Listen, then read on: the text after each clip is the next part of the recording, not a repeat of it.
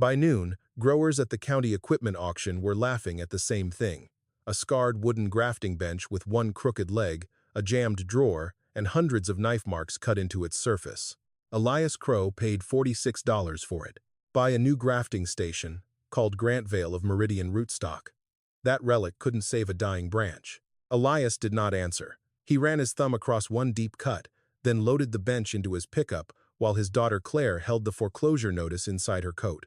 Their orchard had 3 months left. Across the valley, new high-yield trees grew faster, produced earlier, and made Elias's methods look foolish. When he began grafting saplings on that bench, using root combinations no supplier recognized, the jokes followed him home. The first grafts failed, then the second row turned brown. Even Claire told him to stop protecting a family tradition that could no longer protect them. But 6 weeks later, blackened leaves appeared in the valley's newest orchard. By Friday, the blight had crossed 3 properties. By Sunday, trucks were hauling away dead trees by the hundreds. And in Elias Crow's neglected nursery, 7 grafted saplings were still green. Everyone assumed the answer was hidden inside the locked drawer. They were wrong. The drawer held almost nothing. The real secret had been in plain sight for 70 years. And when Elias learned who had carved it there, saving the valley would require him to destroy the proudest story his family had ever told. Stay with Elias Crow for this story. Some old tools are not valuable because they still work. They are valuable because they remember what people forgot. And sometimes, saving the future means admitting the past was never as honorable as your family claimed. The auction was held in the old Timberline Nursery packing shed, a long metal building that smelled of cedar dust, cold grease, and apples that had rotted into the cracks of the concrete floor. By 9 that morning, nearly everything worth buying had been tagged. Irrigation pumps stood in one row. Pruning platforms and sprayers filled another. Men in clean work jackets walked between them with folded catalogs, discussing horsepower, financing, and how quickly the valley was changing. The grafting bench sat near the rear doors between a broken cider press and 3 shelves swollen by rain. Someone had written firewood across its top in blue chalk. Elias Crow stopped when he saw it. Claire nearly walked into him. "Dad?" He did not answer. He moved closer and rested both hands on the scarred wood. The bench was lower than modern work tables, built for a man who preferred to sit while cutting. Its iron vise had seized shut. One leg leaned inward, and the drawer beneath the top was crooked in its runners. But Elias was not looking at the damage. He was studying the cuts. Short marks, long marks, groups of 3, a diagonal line crossing 2 shallow grooves. Claire watched his face change. "You know this thing? I knew one like it." Before she could ask more, a microphone cracked behind them. Grantvale stood on a portable platform near the center aisle, wearing a Meridian rootstock jacket bright enough to look new from across the building. At 49, Grant had the confidence of a man whose company logo appeared on half the nursery invoices in Cedar Ridge Valley. He was explaining Meridian's latest grafting stations to a circle of growers. "Clean cuts, repeatable pressure, computer, recorded combinations," he said. "No guessing, no folklore, and no sentimental attachment to whatever your grandfather used." A few men laughed. Grant noticed Elias beside the old bench. "Well," he said into the microphone, "sometimes the demonstration arrives on its own." Heads turned. Grant stepped down and walked toward him. "You thinking of taking that home, Mr. Crow?" Elias ran one finger along a deep crescent cut near the vise. "Maybe." Grant nudged the crooked leg with his boot. The bench rocked. "You could buy a proper station from Meridian. It might help those old trees of yours produce something besides repair bills." The laughter came faster this time. Claire's shoulders stiffened. Elias remained still. The auctioneer joined them, checked the tag, and shrugged. "Lot 187, scrap bench, opening at $10. Elias raised 2 fingers. Another bidder offered 15, mostly for the iron hardware. Elias went to 20. The man grinned and pushed it to 35. Grant folded his arms. "Careful," he said. "At this rate, he'll lose the farm twice." Claire reached inside her coat. The bank notice felt stiff in her hand. 90 days. That was what remained before Cedar Ridge Community Bank could begin foreclosure proceedings on the orchard her family had worked for 3 generations. She stepped close to her father. "We came for the irrigation fittings," she whispered. "Not this." The bid reached 40. Elias looked at the marks again. 46, he said. The other bidder laughed and lowered his hand. Sold for $46. Applause broke out, but it was the kind given to a joke after the punchline had already landed. Grant leaned toward Elias. Tell me something. Are you planning to save your mortgage with that table? Elias looked up at him at last. No. Then what exactly are you buying? Elias placed his palm flat against the scarred surface. Someone kept cutting here for a reason. For a moment, Grant had no reply. Then the crowd moved on to the next lot, and the bench became unimportant again. Claire helped Elias drag it outside, though anger made every step heavier. As they lifted it into the bed of his pickup, something shifted inside the jammed drawer. Metal struck wood. Once. Elias froze. Claire heard it too. Neither spoke during the drive home. That evening, with the bench resting beneath the yellow light in his barn, Elias brushed away the blue chalk and decades of dirt. Near the vise, beneath a thin layer of hardened grafting wax, a pattern began to appear. 3 short cuts. 1 long cut. And beside them, a letter so faint it might have been an S, or the beginning of a name Elias had spent most of his life forgetting. To understand why that fading mark unsettled him, the story had to return to the winter, when Elias first learned to hold a grafting knife. The winter Elias first learned to hold a grafting knife. Snow had sealed the orchard roads and turned every apple tree into a black line against the white fields. He was 9 years old. His grandfather Harold set the old bench beside the pot-bellied stove in the packing shed. Elias stood on an overturned crate so his elbows could reach the vise. Not too deep, Harold told him. The cut only has to open the door. Elias remembered those words because Harold said them about nearly everything. A branch. A locked shed. A stubborn man. Open the door. Do not destroy the frame. Harold showed him how to pare the bark, match the green cambium, and bind the graft with waxed cloth. There was another man in the shed that winter. Elias remembered him only in pieces. A narrow face, dark hair touched with gray, a brown coat with one missing button, and fingers that moved even faster than Harold's. Harold called him Sam. Sam rarely spoke while Elias was present. Sometimes he corrected Harold with a small shake of his head. Sometimes he chose a different root from a bucket and placed it silently on the bench. For most of Elias's life, he remembered Sam as a hired hand. That was how Harold described him later. A good worker, Harold said, quiet, knew how to use a knife.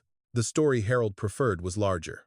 According to him, the crows had saved Cedar Ridge Valley during the Blight winter of 1956. Commercial trees blackened from the tips inward. Nurseries burned entire rows.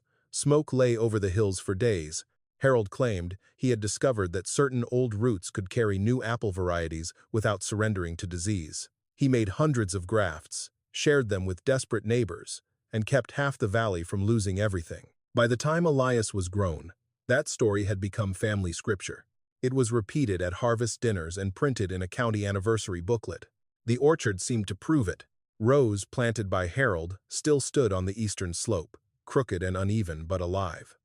None looked as perfect as the new meridian blocks across the valley, but they had endured. Elias built his life around that endurance. He married June Bell in the old Methodist church. She brought 3 things to the farm: a piano that never stayed in tune, a habit of writing expenses on seed envelopes, and an ability to tell Elias when loyalty had hardened into fear. For 38 years, June managed the accounts while Elias managed the trees.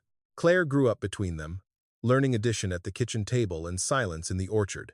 She knew her father was worried when he pruned after dark. She knew her mother was angry when the seed envelopes disappeared and clean paper came out. The family was not unhappy, but it was not easy. 2 frost years took most of the crop. A packing company failed before paying them. Then June became ill. At first came appointments and new bottles beside the sink. Later came oxygen tubing, a hospital bed downstairs, and Claire driving home every weekend. Elias mortgaged the western acreage for treatment. June found the documents before he told her. "You promised Claire land without debt," she said. "I promised you treatment. And when treatment ends?" He had no answer. June laid her hand over his. Keeping a promise is not the same as keeping every acre. But Elias heard only what frightened him, the possibility of losing what Harold had kept. After June died, the orchard stopped feeling like property. It became a test Elias believed he had to pass. Every unpaid invoice felt like disloyalty. Every suggestion to sell sounded like surrender. Claire saw peeling paint, a leaking roof, and a father who climbed ladders with one hand pressed against his hip. She saw Western acreage earning less than the interest it carried. Most of all, she saw the downstairs room no one entered anymore. The auction bench arrived in the middle of that silence. Elias worked on it past midnight. He removed the crooked leg, cleaned the bolt, and brushed hardened wax from beneath the top. At 1 in the morning, headlights crossed the barn wall. Warren Crow stepped inside without knocking. At 81, Elias's older brother had the stooped shoulders of a man who had spent decades reading crop reports under fluorescent lights. He had retired from the county agricultural extension office 12 years earlier and avoided the orchard whenever he could. His gaze went directly to the bench. "Where did you get that?" "Timberline auction." Warren's face lost color. "So you recognize it," Elias said. "I recognize old junk." "You drove 17 miles after midnight to look at junk?" For several seconds, only the heater clicked. Warren walked closer but did not touch the wood. "Leave the drawer alone." "Why?" "Because Harold sealed things for a reason. You told me yesterday you had never seen this bench." "I said I didn't remember it." "That isn't the same thing." Warren's eyes moved toward the faint mark beside the vise the shape Elias thought might be an S. "You're tired," Warren said. "You're in debt. Claire is scared. This is the worst time to turn furniture into a family prophecy." Elias heard concern in his brother's voice, but beneath it was something else. Not disbelief. Recognition. Warren reached for his hat. "Sell the farm if you have to," he said. "Burn the bench if you want. Just don't open what Harold closed." He left before Elias could stop him. Outside, his truck disappeared between the bare trees. Elias returned to the bench and placed his fingers over the faded mark. For the first time, he did not picture Harold standing alone beside it. He pictured the quiet man in the brown coat, Sam, and as dawn paled the barn windows, Elias understood that the first thing hidden inside the old bench might not be an object at all. It might be a memory his family had taught him to misunderstand. Before Elias could uncover that memory, however, he first had to understand what the scars across the bench were trying to tell him, and why every attempt to follow them would initially make the old table appear even more useless than everyone believed. By sunrise, Elias had removed every bolt he could reach without breaking the bench apart. The crooked leg was not rotten, as the auctioneer had assumed. Its iron bracket had been installed backward sometime after the wood split.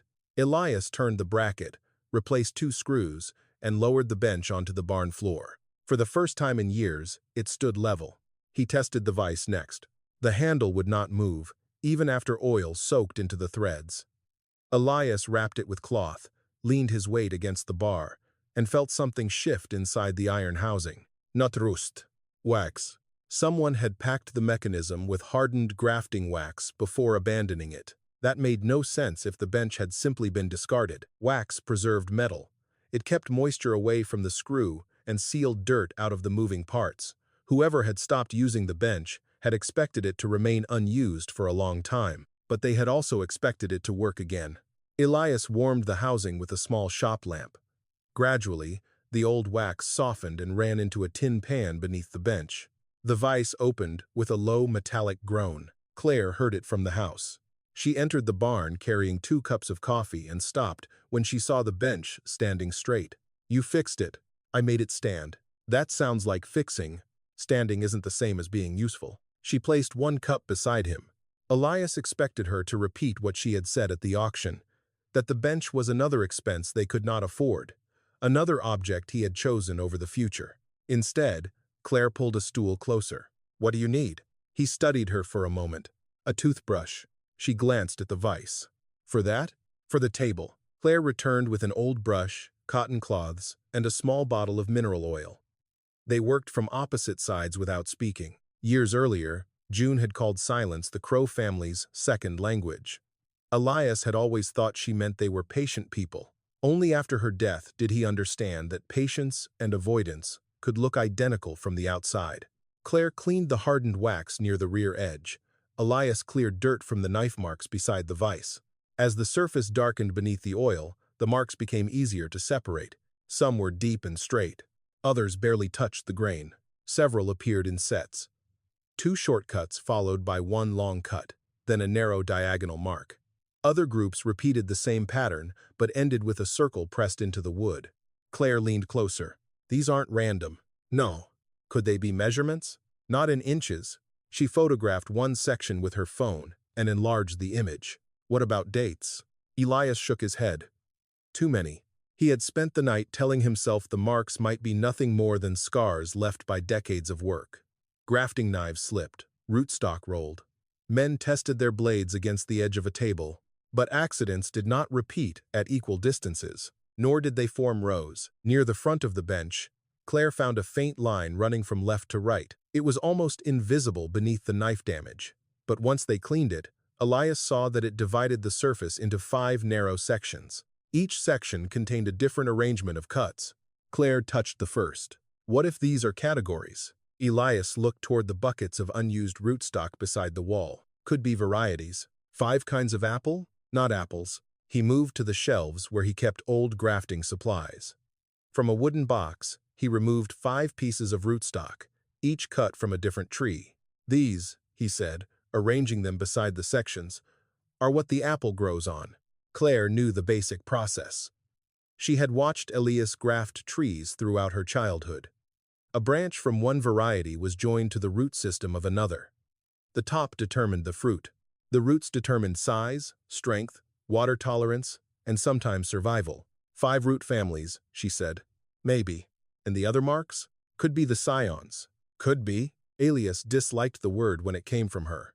Not because she was challenging him, but because he had no better answer. Harold had never shown him written records.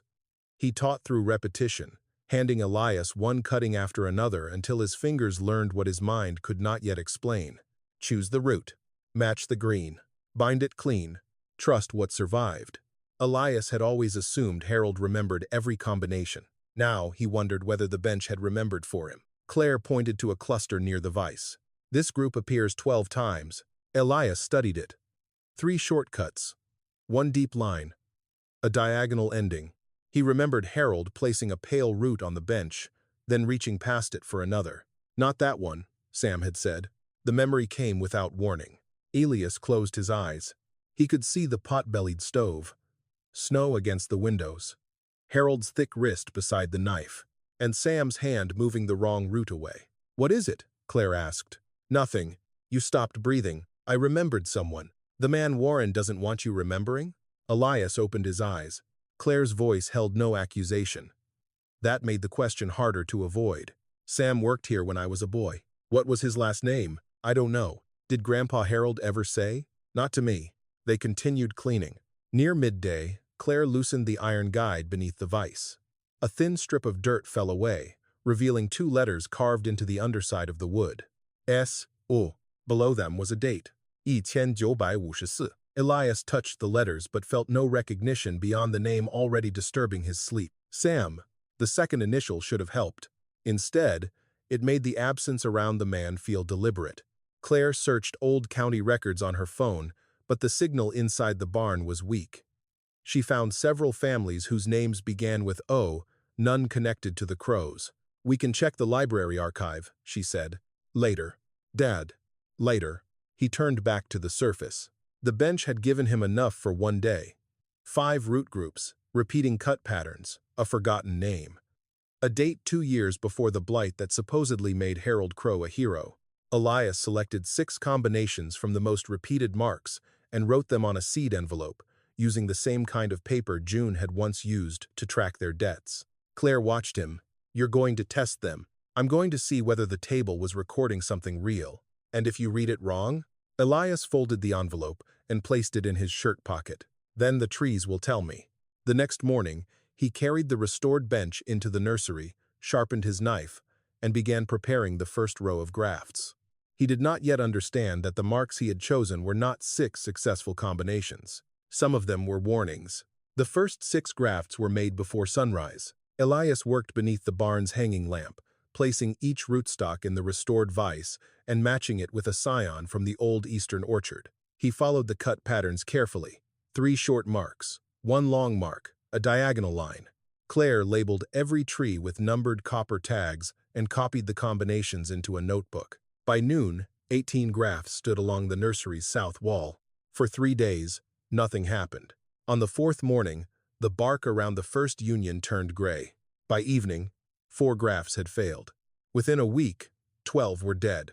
Claire found Elias cutting open the final stem to study the brown tissue inside. You said the marks repeated. They do. Maybe they repeat because they were mistakes. Elias laid the knife down. He had considered that possibility. He simply had not wanted to say it aloud. The surviving 6 looked weak. 2 had pale buds. 1 leaned toward the window. Another had split along the binding cloth. Nothing about them resembled a discovery capable of saving a farm. Claire closed the notebook. The bank called. They moved the appraisal forward. We knew the date. This is sooner. A late frost had lowered the projected crop value. The bank no longer believed the orchard could cover another season of interest. Meridian's offer is still open, Claire said. They want the western acreage. They want everything except the house and 3 acres. That is the orchard. That is debt with trees on it. The words struck hard because June might have said them. That afternoon, Grantvale arrived with 2 buyers and a surveyor. He walked the western rows, pointing toward access roads and marking where old trees would be removed. Claire had invited him. Elias understood why, but understanding did not soften it. Grant entered the barn and saw the dead grafts. So this is the rescue plan. An experiment, Claire said. Grant studied 1 stem. Experiments require controls. We have records, Elias said. You have scratches on a table. Elias felt anger rise, but Grant was not entirely wrong.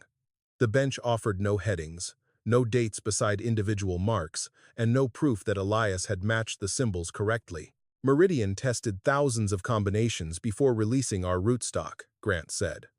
Pathogen screening, climate chambers, replicated trials, and every orchard is planting the same few roots. Because they work. Until they don't. Grant did not laugh. He looked at Elias with something closer to pity. Old methods are not wise simply because they are old. Sometimes people abandon them because they failed. His eyes moved toward the 12 dead grafts. Before leaving, he placed a purchase agreement on the bench. The surveyor's orange flags remained among the trees. 2 days later, Dr. Mara Larkin came from the county agricultural office. Claire had sent her photographs without asking Elias. He disliked that, though he could not argue with the reason. Mara wore mud-stained boots and carried sterile bags, a magnifying lens, and none of Grant's polished certainty. She inspected the dead grafts first. Poor cambial contact on 4, she said. Possible contamination on 3. The rest may be incompatibility. Because the combinations are wrong? Claire asked. Possibly. Or because the storage, timing, temperature, or technique was wrong. I know how to graft, Elias said. I believe you. But knowing how does not tell us what those marks mean. She photographed the bench section by section. Near the front edge, she studied the press circles Claire had found. These may indicate deaths. Why? The circles appear beside the deepest cuts. Perhaps someone marked failures more strongly so they would not be repeated. The 6 combinations Elias had chosen came from the most heavily marked sections. He had assumed deeper cuts meant greater importance. They might have meant danger. Mara took samples from the surviving stems. Before leaving, she stopped beside 1 crooked graft, whose bud remained tightly closed. This one is stressed, but the union is alive. 1 out of 18. 1 is not evidence, she said, but it isn't nothing. After she left, Elias removed the failed copper tags and laid them across the bench. The marks no longer looked like a recipe. They looked like a record of questions, attempts, and losses. That changed how he read the wood. Near the rear corner, shallow cuts appeared beside marks he had ignored because they were faint. Instead of repeating 1 root combination, they alternated among several. Not one answer, Elias thought. A sequence. He selected rootstock from 3 old trees and prepared a second trial. Claire watched him bind the new grafts. You're trying again. I'm reading it differently. And if these die, then we learn what the next marks mean. For the first time, Claire did not ask him to stop. She picked up the notebook and began recording. 3 mornings later, a Meridian field supervisor drove into the yard without calling. His face was pale. A blackened apple branch lay across the passenger seat. He carried it into the nursery and placed it on the old bench. The leaves looked scorched. The stem beneath them was still wet. This started in Block 7, he said. Now it's in Block 9. Across Cedar Ridge Valley, Meridian's newest orchards had been planted on the same narrow family of roots. The first real test of the old bench had not begun in Elias's nursery. It had begun in everyone else's trees. The branch from Meridian's Block 7 spent the night in a sealed sleeve inside Mara Larkin's county laboratory. By morning, the blackened tissue had spread another inch. Mara called Elias before sunrise. "Do not move that branch again," she said. "And do not let anyone take cuttings from your nursery. Is it fire blight? It behaves like fire blight, but not exactly. I need more tests." Across Cedar Ridge Valley, crews were already pruning infected limbs. They cut below visible damage, disinfected their saws, and burned branches in steel bins at the field edges. The work looked decisive. The disease did not care. By Thursday, black leaves appeared in 3 more Meridian orchards. By Friday, young trees that had looked flawless a week earlier stood in rows like burned matches. Grantvale stopped returning Claire's calls. He was moving from farm to farm with Meridian specialists, trying to understand why the disease advanced so evenly. Every affected orchard used nearly the same rootstock family. Uniformity had once been Meridian's greatest selling point. Now, it gave the blight a road with no turns. Elias walked his own eastern rows twice each day. The old trees were uneven in height and age. Some carried frost scars. Others leaned away from the wind. They would never have passed for a modern commercial block, but they were not blackening together. One showed damage on a single branch. Another remained untouched. A third dropped a few leaves and stopped. The disease could enter. It could not move through them in the same way. That was not proof, but it mattered. In the nursery, Claire checked the second trial. 2 grafts had failed. 3 had begun swelling at the buds. The crooked graft, Mara had called Not Nothing, had opened one small green leaf. "Dad." Elias crossed the aisle. The leaf was no larger than a thumbnail. Neither of them celebrated. They had already learned what hope cost when it arrived too early. Mara returned that afternoon, wearing disposable covers over her boots. She collected samples from the old orchard, the new grafts, and the infected Meridian branch. Then, she asked Elias to show her every rootstock source he had used. Some came from old dwarfing stock. Others descended from trees planted before he was born. A few came from seedlings no nursery would bother cataloging. "You used 6 root families in the second trial," Mara said, 3 in the first. Meridian's affected blocks use 2. Most depend on one dominant line. Claire looked toward the bench. "So the variety is protecting them?" "Possibly slowing the disease," Mara corrected. "Protection is too strong a word." She cut a thin section from the living graft and examined it through a portable lens. "The tissues around this union are responding differently." "How?" Elias asked. "Some roots may limit bacterial movement. Others may trigger a faster defensive response. I cannot tell yet, but the bench knew." Mara looked at him. The person using the bench may have known. Elias glanced at the faint S.O. carved beneath the vise. Before he could answer, Grant's truck entered the yard. He stepped out alone. Mud covered his Meridian jacket, and he looked as though he had not slept. He entered without making a joke. "How many are alive?" "Alive is not the same as resistant," Mara said. "How many?" Claire counted the tags. 7. Not all were strong. 2 had only swollen buds. 1 showed slight discoloration. But 7 grafts from the revised sequence still had living unions. Grant moved slowly along the row. Were these exposed? They were tested with material from the infected sample under controlled conditions, Mara said. "We are still observing them." Grant stopped beside the smallest tree. "I want all 7. "No," Elias said. "We can test them properly. Climate rooms, replication, sequencing. You can take samples when Mara says it is safe. If this spreads another week, growers will lose entire blocks. And if you take these before we understand them, we may lose the only living material we have." Grant's old confidence returned, but without laughter. "How much?" "They are not for sale. Everything is for sale when the bank sets the date." Claire flinched. Grant saw it and looked ashamed, though he did not apologize. He placed a card on the bench. "Call me when you are ready to be practical." After he left, Mara sealed samples from the 7 grafts. "This is the first evidence that the combinations matter," she said. "But evidence is not an answer." Elias placed the copper tags across the bench in the order he had followed. 7 survivors. 7 arrangements of marks. Claire noticed something he had missed. Each surviving combination ended near a shallow crescent cut. The failed ones ended beside a pressed circle. The circles mean death, she said. Maybe. And the crescents? Survival? Or recovery, Mara said. You need the full key. All three looked toward the jammed drawer. For days, Elias had treated it as a distraction. The marks were already proving useful. But if someone had created a key for the symbols, that was where it might have been kept. That evening, Claire posted one photograph of the 7 green grafts to the County Growers Forum. She did not mention the drawer or the initials. Near midnight, a message arrived from a nursery technician in Yakima. His name was Mateo Ortiz. He did not ask about the surviving trees. He asked where Elias had found Samuel's bench.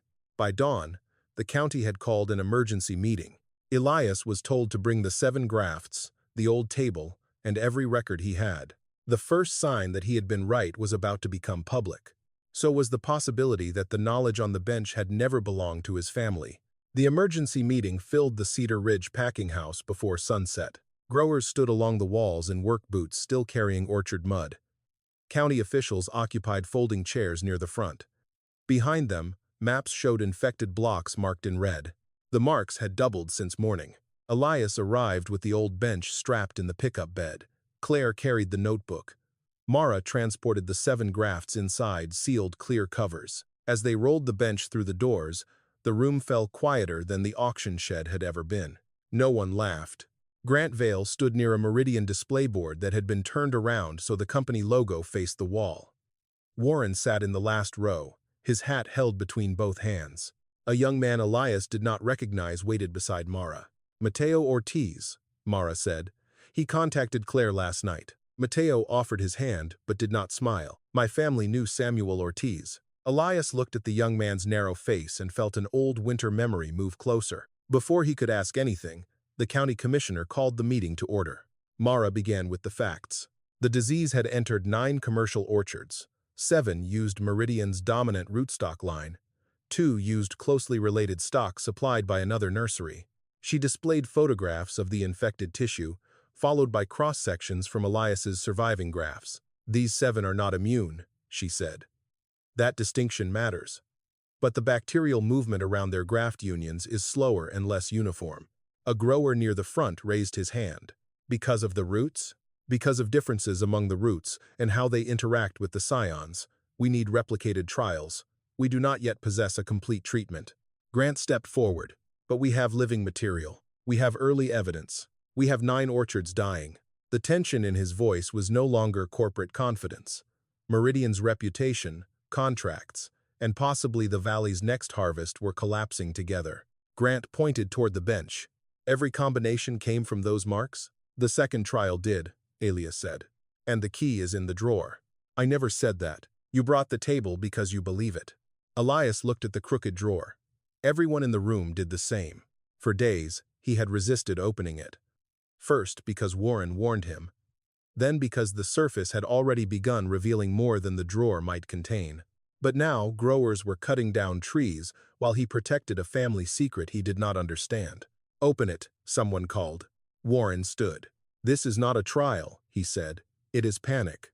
Mateo turned toward him. Did you know Samuel? Warren did not answer. Grant placed both hands on the bench. If there is a formula inside, we need it tonight. Mara moved his hands away.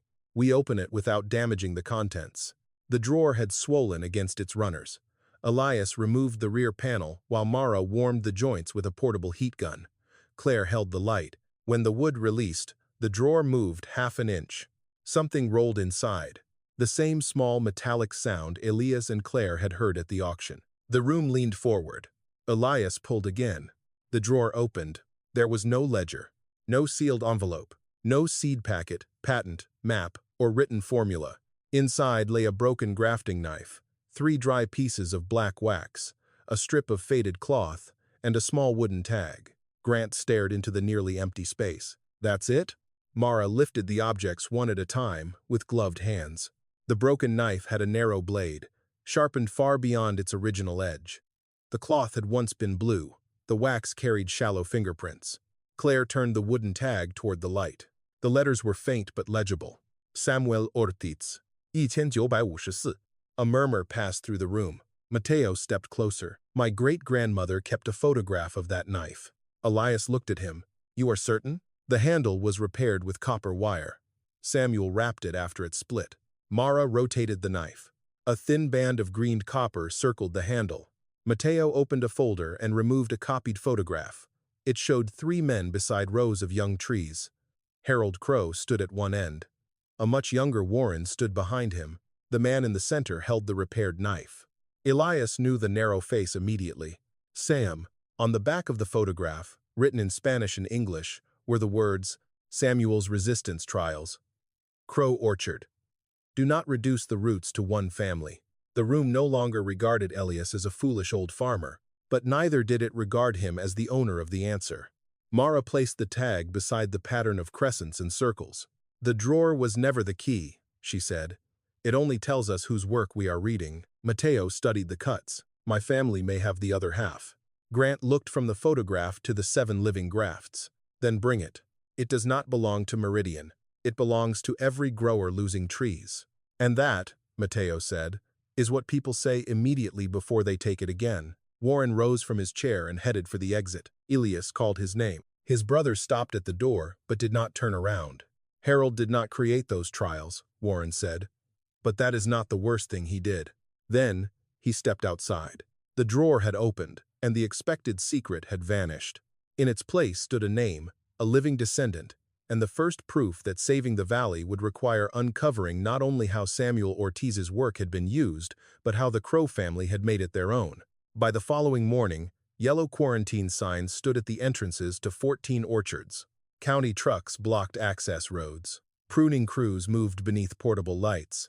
At the western ridge, smoke rose from the first block ordered destroyed. The valley no longer smelled of harvest. It smelled of wet ash. Mara called before 6. The disease crossed into 2 mixed orchards overnight. Elias tightened his grip on the receiver. I thought diversity slowed it. Slowed does not mean stopped. We need the full pattern before growers start copying incomplete combinations. That warning arrived too late. Photographs of Elias's 7 grafts had already spread through grower forums. Men were cutting scions from old trees and matching them to whatever rootstock remained in storage. Some treated the benchmarkings as a miracle code. Elias knew what happened when people read the marks too quickly. He had 12 dead grafts to prove it. Mateo arrived carrying a dented metal box. Claire cleared the kitchen table while he removed notebooks wrapped in cloth. The oldest belonged to Samuel's daughter, Elena Ortiz. Her entries alternated between Spanish and English. Some pages listed root families. Others contained weather records, disease symptoms, and sketches of crescent and circle marks identical to those on the bench. The circles meant failure. The crescents meant survival through one season. A crescent crossed by a short line meant the tree survived, but passed weakness into the next generation. Elias looked at the copper tags from his 7 grafts. 2 carried patterns that ended with crossed crescents. They may live now, Mateo said, but Samuel would never have distributed them. The first sign Elias had been right suddenly became another warning that he still understood too little. Claire turned a page. Beside one successful combination, Elena had written, Father says no root should carry the valley alone. Mara arrived an hour later and began matching the notebooks to the bench. The surface recorded the physical trials. Elena's books explained their meaning. Together, they formed a complete system. Mateo closed the final notebook before Mara could photograph it. We need an agreement. Mara nodded. About attribution? About control. Elias expected Mateo to demand ownership. Instead, he said, no company gets exclusive rights. No crow gets to rename it. And no county office buries the records when the emergency ends. Before Elias could respond, Grant's black truck turned into the yard. He entered the kitchen carrying a leather folder. I have authority to make an offer, he said. Claire did not invite him to sit. Grant opened the folder anyway. Meridian would pay the entire Crow mortgage, cover the next 2 years of property taxes, and leave Elias and Claire the farmhouse with 10 surrounding acres. In return, Meridian would receive exclusive commercial rights to every resistant combination identified through the bench and the Ortiz notebooks. Mateo gave a short, humorless laugh. You came quickly. Every hour matters. Your company sold the roots that made the valley vulnerable.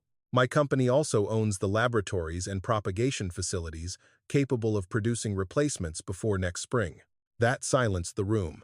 Grant's proposal was not merely theft disguised as rescue. Meridian possessed what the others lacked: clean facilities, trained staff, distribution networks, and thousands of rootstock beds in other states. Without that capacity, the open method might arrive too late. Grant turned to Elias. "You can save your farm and the valley by selling Samuel's work again," Elias said, "by making it usable." Mateo pushed the folder back across the table. "You mean controllable?" Grant looked exhausted rather than offended. "If 20 growers produce 20 versions without testing, people will plant the wrong trees. Some will fail. They will blame the method, then nothing gets saved." Mara spoke carefully. "He is right about quality control." Mateo stared at her. "Not about ownership." "No," she said.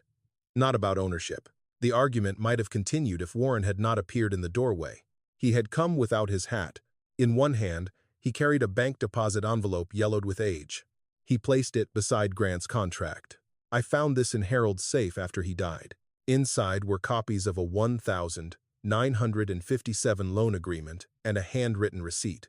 Harold Crow had received enough money to purchase the Ortiz nursery after Samuel fell behind on its debt. The lender was Cedar Ridge Agricultural Bank.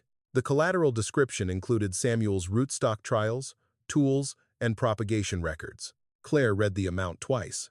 "It says Samuel signed." "He did," Warren said. Mateo shook his head. "My family said he never agreed to sell the work. He signed after the bank called the loan." "Why was the loan called?" Warren looked at Elias. "Because Harold told the bank Samuel's trials were failing." The room became still. Warren explained that Harold had shown the lender only the circle-marked combinations, the failures, while withholding the surviving trials. The bank decided Samuel's nursery had no future and demanded repayment. Harold then bought the nursery's assets for a fraction of their value. "And you knew?"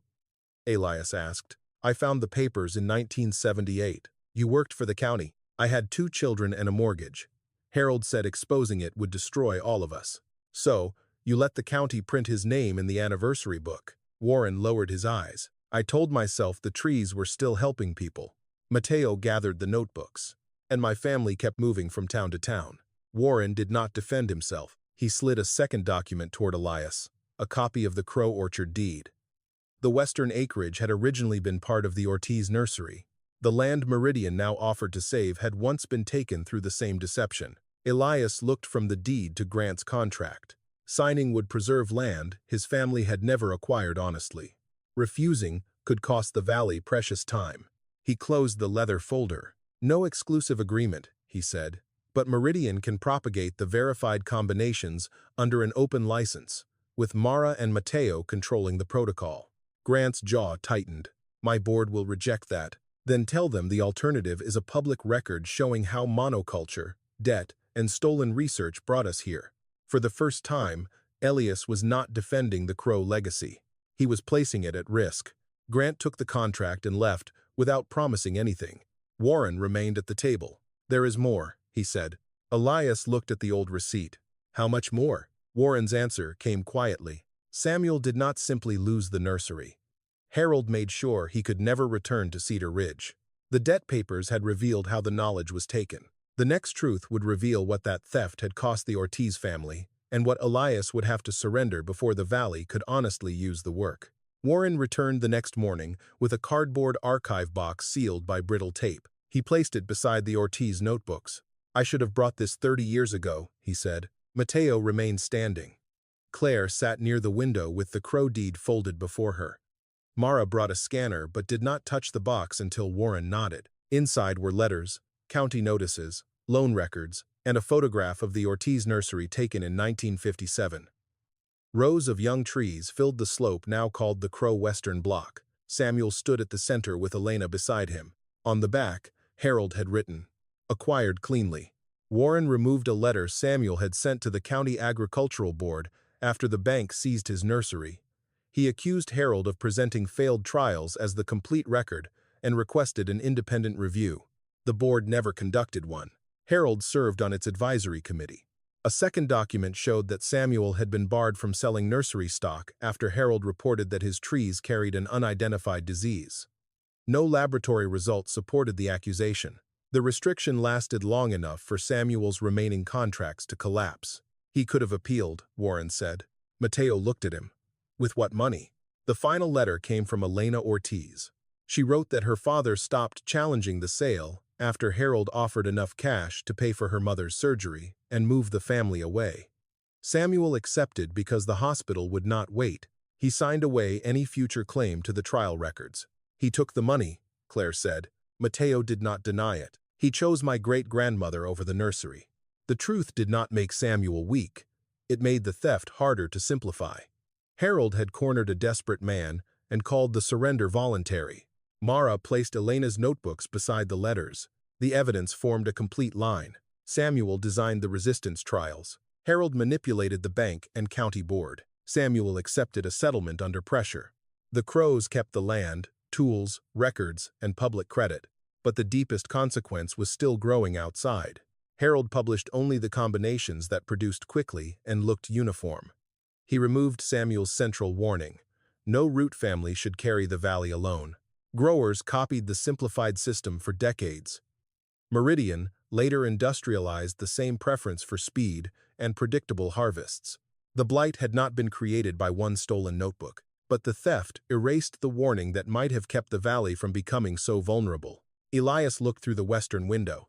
That land had paid for June's care, secured Claire's childhood, and supported every Crow loan since 1957. None of it could be separated from the way Harold acquired it. Claire joined him. What happens if we give it back? We lose the collateral. The bank takes the rest. Maybe? You promised Mom you would leave me something. I know. No. You keep deciding what sacrifice means for everyone else. You mortgaged the land without telling her. You bought the bench without telling me. Now you want to surrender the acreage that could save this house. Elias did not defend himself. Claire was right. Telling the truth did not give him the right to choose everyone's loss alone. He returned to the table. What would restitution look like? He asked Mateo. Not a plaque, Mateo said, and not a story that makes the Crows look noble for admitting what happened. He pointed toward the western block. Put the nursery land into a cooperative trust. Ortiz descendants receive a permanent share, but the land stays in production. The trial system remains open. No family and no company owns it alone. Mara said an open protocol still required controlled testing. Meridian could participate, but every verified combination, failure, and limitation would remain public. Warren placed his property shares on the table. Use these first. They would not cover the debt, but they were the only inheritance Harold had left him. Elias looked at Claire. He did not ask for forgiveness. He asked for her decision. After a long silence, she unfolded the deed. 3 acres around the house, she said. The packing shed, nursery, and western block enter the trust. We negotiate the remaining debt instead of pretending we can save everything. It was not the answer Elias would have chosen alone. That was why he accepted it. By afternoon, Mara had scanned every record. Elias signed an affidavit stating that Harold had falsely claimed Samuel's research. Warren signed as a witness to the documents he had concealed. Mateo signed an open use agreement, allowing emergency testing under joint supervision. Then, Elias called Grant. There will be no exclusive license. Meridian can propagate verified routes, but every result stays public, and Samuel Ortiz is named as the originator. My board will not accept shared control. Then your board can explain why it chose ownership over orchards. At sunset, Elias carried the bench into the western nursery.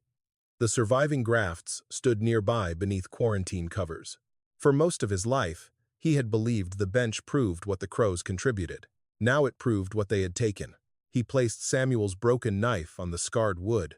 The truth would cost land, money, and the last clean version of his grandfather. But it could still change who controlled the future. The records were ready to become public. What remained was whether those who had benefited from the lie would help correct it or leave Elias, Claire, Mateo, and the dying orchards to carry the cost alone. The records became public on a Monday morning. Mara uploaded the trial notes, loan documents, county letters, and Elias's affidavit to the Agricultural Extension website. The files included Harold Crow's false disease report and Samuel Ortiz's original warning against relying on one root family. By noon, Cedar Ridge had divided itself into camps. Some growers called Elias brave. Others accused him of damaging the valley while it was already in crisis. A few said the past no longer mattered if the grafting system could save their trees. Mateo answered none of them. He spent the day with Mara, separating verified combinations from those still requiring testing. Elias did not defend his family on the radio or explain Harold's intentions. He had spent too many years living inside explanations. The documents were enough. Warren made the first public action. He went to Cedar Ridge Community Bank with the property shares Harold had left him and signed them over to the new Ortiz Crow Orchard Trust. The shares included a rental house, mineral rights on a dry hillside, and a small investment account Warren had planned to leave his grandchildren. The bank attorney warned that the transfer might not prevent foreclosure. "I know," Warren said. "Then why surrender it?" "Because keeping it was part of the debt." He also resigned from the County Agricultural History Committee and requested that every booklet crediting Harold alone be withdrawn. No ceremony followed. Mateo did not shake his hand. When Warren approached him outside the bank, he offered the original letters rather than an apology. "My family should have had these," Mateo said. "Yes. You knew that for 48 years. "Yes." Mateo took the box. "That does not make us even." "I know." Warren walked away without asking to be forgiven. Grant's decision came 2 days later. Meridian's board rejected the open-use agreement. The company would propagate the resistant combinations only if it received exclusive distribution rights for 12 years. Grant was instructed to retrieve the 7 grafts through a court order if necessary. Instead, he entered Meridian's regional laboratory after midnight and copied every internal disease report related to the dominant rootstock line. The files showed that Meridian researchers had noticed unusual susceptibility during controlled trials 3 years earlier. Management had classified the finding as inconclusive and continued selling the trees. Grant delivered the records to Mara. "You understand what this does to you?" she asked. "It ends my career. It may lead to a lawsuit." "It should." The records did not prove Meridian had caused the blight. They proved the company had seen a weakness and chosen not to investigate it deeply enough. Grant also released the schedules of Meridian's clean propagation rooms, available rootstock beds, and shipping capacity. The company fired him before sunset. But once the data was public, Meridian's board faced a different choice. Refusing to help would appear less like protecting a patent and more like protecting itself. By the end of the week, it agreed to propagate the verified combinations under temporary open supervision. Every shipment would carry Samuel Ortiz's name, its complete root history, and a warning that no single combination should dominate the valley. Claire handled the problem no one else wanted: how to keep the trust alive after the emergency. She converted the packing shed into a temporary office and placed June's old seed envelope records beside a new accounting ledger. The trust would not own every orchard or control every graft. It would maintain the trial data, coordinate clean propagation, and prevent any family or company from claiming exclusive ownership. Ortiz descendants received permanent voting seats. Growers who contributed land, rootstock, or labor received membership, but no member could hold more than 1 vote. The western acreage entered the trust immediately. The bank still held claims against the house and remaining orchard. Claire negotiated a delay rather than pretending the debt had disappeared. She sold equipment they no longer needed, leased part of the packing shed, and reduced the crow operation to a size they could actually manage. Elias watched her remove 3 generations of family signs from the western gate. She left the wood bare. "You could put the trust name there," he said. "Not yet." "Why?" "Because names should come after the work this time." The community's response developed slowly. The first grower to arrive brought rootstock from a century-old seedling tree that had survived 2 earlier disease cycles. A woman from the southern ridge offered an unused greenhouse. 2 orchard crews volunteered Sundays to make grafts under Mara's supervision. Others refused. Some burned their trees and left the valley. A few growers continued blaming Elias for reducing property values by revealing the Meridian reports. The valley did not heal all at once, but it began sharing what it had once tried to standardize. Within 6 weeks, the cooperative nursery held more than 400 trial grafts, representing dozens of root families. Every success and failure was recorded twice, once in Mara's database and once on removable wooden strips fitted beside Samuel's old bench. No knowledge would again depend on one family's memory. One evening, after the crews had gone, Matteo found Elias sharpening Samuel's repaired knife. The blade was too short for heavy work, but it could still make a clean cut. "You should keep it," Matteo said. "It belongs with your family." "The knife does." Matteo looked toward the bench. "But what happens to that?" Elias had assumed the table would remain where it was, holding the history they had recovered. Matteo's question revealed that he was still thinking like a crow, believing that preserving something and owning it were the same act. Outside, hundreds of young grafts waited beneath the greenhouse lights. The valley had begun deciding how Samuel's work would live. What remained was to decide who would carry it forward, what the crows would be allowed to keep, and whether the old bench would become a monument to the past or a working tool for a future no single family could own. 18 months later, Cedar Ridge Valley no longer looked the way it had before the blight. Several orchards on the western ridge were gone. Their trees had been cut, burned, and replaced with rows so young they barely rose above the winter grass. 2 families sold their land. One grower left the valley without waiting for spring, but many orchards remained, not unchanged, not fully recovered. Their new rows were deliberately uneven, built from several root families rather than one uniform line. Growers who once measured success by how identical their trees looked now walked the fields looking for differences. Differences meant one disease would not find the same door in every tree. The crow farm had become smaller. The western acreage belonged to the Ortiz Crow Orchard Trust. The packing shed served as its nursery, laboratory, and classroom. Elias and Claire kept the farmhouse, the old eastern orchard, and 3 acres surrounding the barn. They sold the large sprayer and one of the tractors. The roof still leaked above the upstairs hallway until Claire saved enough to repair it. The kitchen table remained covered with invoices, though they were no longer hidden inside seed envelopes. Their debt had not disappeared. It had become manageable. Elias worked fewer hours than before. Claire had made that condition of remaining on the farm. He was no longer allowed on ladders alone, and Mara had forbidden him from carrying rootstock boxes heavier than 20 pounds. He complained about both rules. Then he followed them. Some mornings, Claire found him sitting near June's old piano before going outside. He never played it. He only touched one yellowed key, listened to its dull note, and continued toward the nursery. The cooperative had propagated more than 12,000 grafts. Not all survived. Every failed combination was recorded with the same care as every successful one. Mara maintained the scientific database. Claire managed licensing, shipping, and membership accounts. Meridian produced trees under contract, but its name appeared no larger than the names of the growers who supplied rootstock. At the top of every record stood one line: Resistance Trial System developed from the work of Samuel Ortiz and continued through the Cedar Ridge Cooperative. Matteo directed the training program. He taught young growers to choose rootstock according to soil, climate, disease history, and the needs of the orchard, not according to whichever tree was easiest to sell in large numbers. He also taught them how to read the old bench. The crescents did not mean victory. They meant survival under specific conditions. The circles did not mean uselessness. They meant someone had tried, watched carefully, and left a warning for whoever came next. Matteo added removable wooden strips along one side of the table. New trials were marked there instead of cutting over Samuel's original patterns. The system could grow without erasing what came before. One afternoon, Elias found Matteo removing the bench's iron vise. "Something wrong with it?" "The screw is worn. I repaired it."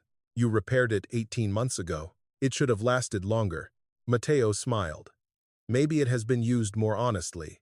Together, they replaced the screw. When the work was finished, Elias placed the old wooden tag and Samuel's repaired knife on the tabletop. "The bench should be yours," he said. Matteo shook his head. "Not mine. Your family's, then. My family should have a permanent place in deciding what happens to it." But Samuel's warning was against letting one line carry everything. He looked across the nursery, where Claire, Mara, growers, and apprentices moved among the young trees. "The bench belongs to the cooperative." Elias understood. Returning what had been taken did not mean placing the same power into a different pair of hands. It meant building something no single family could quietly claim again. That evening, the trust members signed the transfer. There was no public ceremony. No reporter came. The bench remained beneath the nursery lights, exactly where it had been used that morning. Later, Claire opened its once jammed drawer. The broken knife was no longer inside. Mateo had given it to Elena Ortiz's oldest surviving granddaughter. Only 3 pieces of black wax and the faded strip of blue cloth remained. Claire took her mother's wedding ring from her pocket. Elias watched her place it in the drawer. "It does not belong there," he said softly. "I know." "Then why?" "So we remember Mom was right." "About what?" Claire closed the drawer halfway. "Keeping a promise is not the same as keeping every acre." Elias rested his hand beside hers. For years, he had believed losing land meant failing his family. Now he understood that land could be surrendered without abandoning what had mattered inside it. The following morning, Mateo brought a 12-year-old apprentice to the bench. Her first cut was too deep. Her second was crooked. On the third attempt, the blade opened the bark cleanly. She fitted the young scion to its new root and bound the union with waxed cloth. Then she made a small mark on one of the removable wooden strips. Elias stood near the barn door, while sunlight entered across the scarred surface. There were hundreds of old cuts behind her hand. There would be thousands more after it. But this time, every new cut carried the right name.